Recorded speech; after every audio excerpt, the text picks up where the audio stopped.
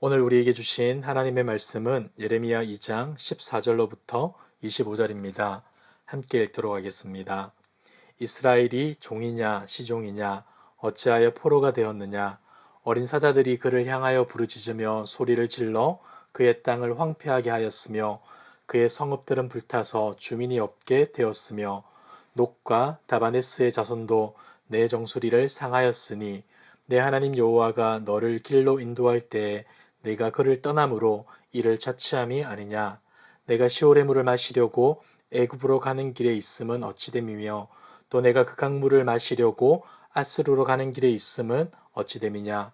내 악이 너를 징계하겠고 내 반역이 너를 책망할 것이라. 그런즉 내 하나님 여호와를 버림과 내 속에 나를 경외함이 없는 것이 악이요 고통인 줄 알라. 주 만군의 여호와의 말씀이니라. 내가 옛적부터 내 멍에를 꺾고 내 결박을 끊으며 말하기를 나는 순종하지 아니하리라 하고 모든 높은 산에서와 모든 푸른 나무 아래에서 너는 몸을 굽혀 행음하였도다. 내가 너를 순전한 참 종자 곧 기이한 포도나무로 심었거늘 내게 대하여 이방 포도나무의 악한 가지가 됨은 어찌 됨이냐. 주 여호와의 말씀이니라. 내가 잿물로 스스로 씻으며 내가 많은 비누를 쓸지라도 내 죄악이 내 앞에 그대로 있으리니 내가 어찌 말하기를 나는 더럽혀지지 아니하였다. 바알들의 뒤를 따르지 아니하였다 하겠느냐. 골짜기 속에 있는 내 길을 보라. 내 행한 바를 알 것이니라. 발이 빠른 암낙타가 그의 길을 어지러이 달리는 것과 같았으며 너는 광야에 익숙한 들 암나기들이 그들의 성욕이 일어나므로 헐떡거림 같았도다. 그 발전기에 누가 그것을 막으리요. 그것을 찾는 것들이 수고하지 아니하고 그 발전기에 만나리라. 내가 또 말하기를 내 발을 제어하여 벗은 발이 되게 하지 말며 목을 가라게 하지 말라 하였으나 오직 너는 말하기를 아니라 이는 헛된 말이라. 내가 이방 신들을 사랑하였은즉 그를 따라가겠노라 하도다. 아멘. 오늘 선지자는 세상 그 어떤 나라의 지배도 받을 필요가 없는 오직 하나님의 통치를 받으며 자유를 누려야 하는 이스라엘이 자청하여 다른 나라의 종이 되었음을 비난하며 탄식합니다. 14절입니다. 이스라엘이 종이냐 시종이냐 어찌하여 포로가 되었느냐. 여기서 종이란 돈을 주고 사온 노예를 뜻합니다. 그리고 시종은 팔려온 노예가 주인의 집에서 사는 동안 다른 노예와 결혼해 낳게 된 아들과 딸을 의미합니다. 당연히 그들도 노예이겠죠. 선지자는 하나님이 이스라엘에게 진정한 자유를 주셨고 아들이 되게 하셨음에도 불구하고 왜 스스로 하나님의 아들이기를 포기하고 열방의 노예로 살아가느냐. 그것도 대를 이어가면서까지 이러고 있느냐 하며 안타까워하는 것입니다. 그리고 그들이 의지하며 따랐던 자들이 도대체 누구인지 알려줍니다. 15절과 16절입니다. 어린 사자들이 그를 향하여 부르짖으며 소리를 질러 그의 땅을 황폐하게 하였으며 그의 성읍들은 불타서 주민이 없게 되었으며 녹과 다바네스의 자손도 내 정수리를 상하였으니. 이스라엘은 강해 보이는 나라의 잘 빌부터 살아가면 목숨도 부지하고 평화도 누릴 수 있을 거라 생각했습니다. 하지만 그렇게 되지 않았습니다. 열국은 먹잇감을 찾아 울부짖는 맹수와 같았고 이스라엘의 무지한 선택은 스스로를 먹잇감으로 던져주는 꼴이 되고 말았던 것이죠. 그리고 16절을 보시면 녹과 다바네스 자손이 이스라엘의 정수리를 상하게 했다라고 말합니다. 여기서 놉은 멤피스로 알려진 옛 애굽의 수도입니다. 그리고 다바네스는 나일강 삼각주 동쪽 지역에 위치한 곳입니다. 결국 이 말은 이전에 이스라엘이 애굽의 도움을 받고자 손을 내밀었지만 애굽은 오히려 그들을 해하고 노예로 삼았다는 것이죠. 사랑하는 성도 여러분, 세상은 강하고 능력 있는 자들에게 잘 빌부터 기생하면 꽤나 떵떵거리며 살 수 있을 거라 가르칩니다. 하지만 그렇게 되지 않습니다. 우리는 시편 기자의 고백을 잘 알고 있습니다. 여호와께서 집을 세우지 아니하시면 세우는 자의 수고가 헛되며 여호와께서 성을 지키지 아니하시면 파수꾼의 깨어 있음이 헛되도다. 우리는 자주 착각합니다.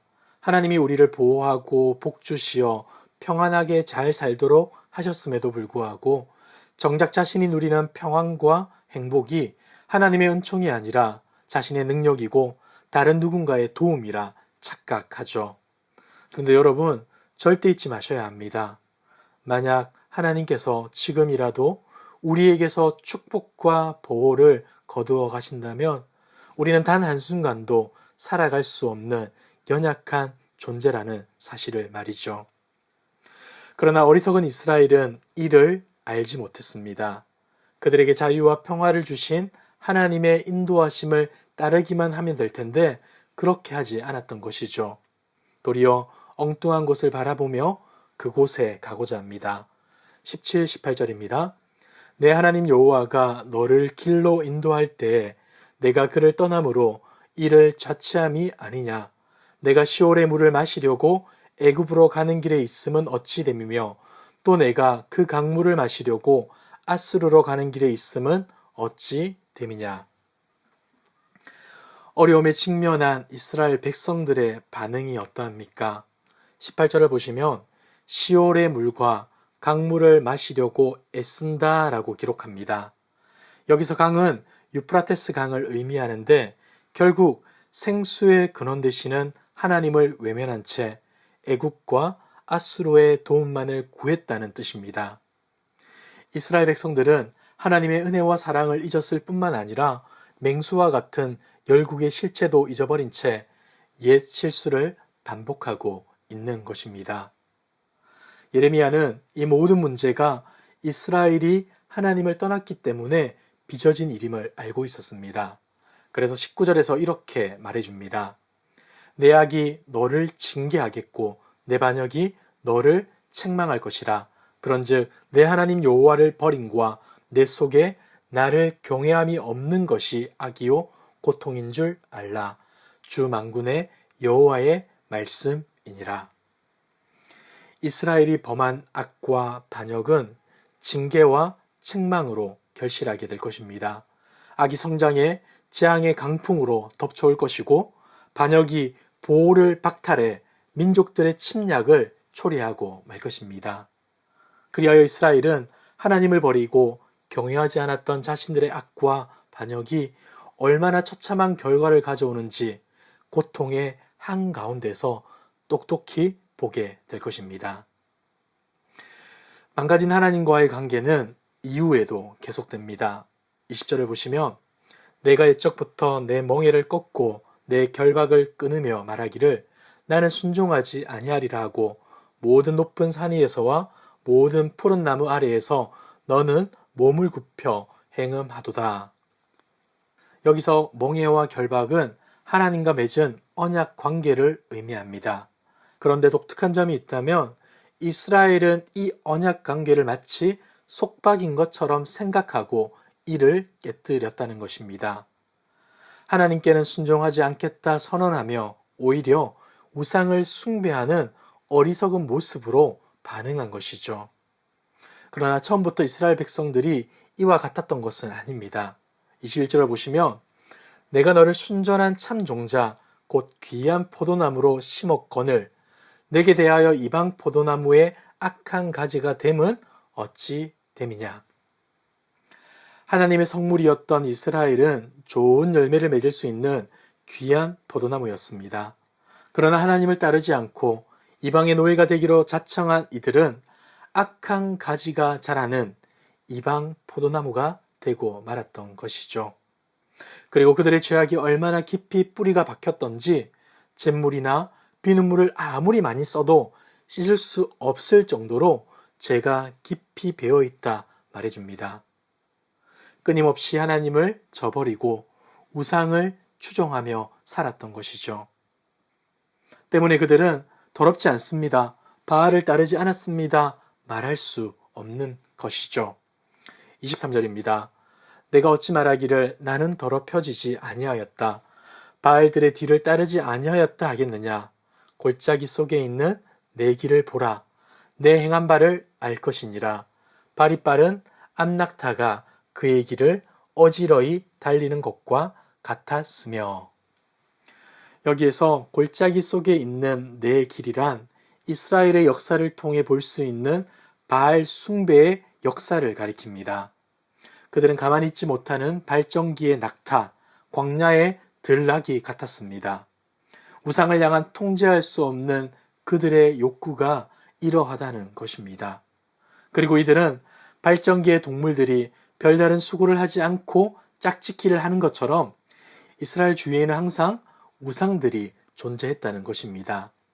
이에 하나님은 그들의 행음을 멈추라 말했지만 그들은 멈추지 않았습니다. 25절입니다.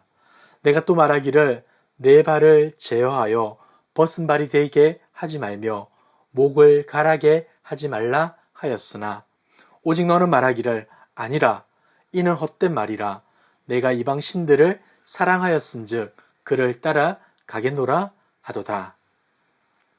말씀을 정리하겠습니다. 하나님은 사랑하는 이스라엘 백성의 고통을 보시며 탄식하십니다. 하나님을 떠나 제멋대로 살아온 그들이 받아 마땅한 고통인 줄 아시면서도 하나님은 사랑하는 자들의 시련에 마음 아파하십니다. 결코 종이 아니었던 자들이 이제 종이 되어 끌려다니는 모습에 탄식하는 것이죠. 그렇다면 여러분, 이들이 당하는 황폐와 고통의 이유가 무엇이겠습니까? 바로 하나님이 이끄시는 길을 떠나 제멋대로 갔기 때문입니다. 하나님을 믿고 의지하기보다 외교적인 장깨를 부리며 애굽에 붙었다, 아수르에 붙었다 했던 겁니다.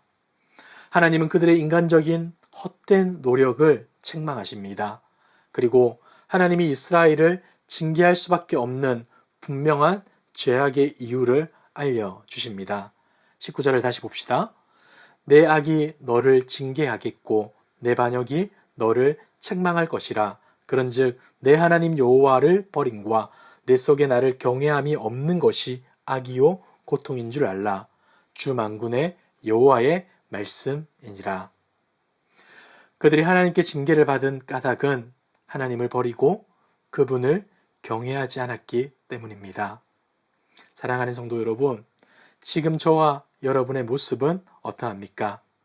그분께 마땅한 찬양과 경배를 올려드리며 그분을 경외하고 있습니까?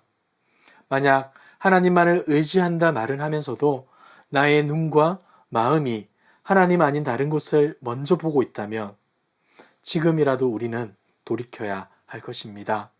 왜냐하면 하나님은 지금도 우리가 하나님을 바라보며 의지하길 원하시기 때문입니다.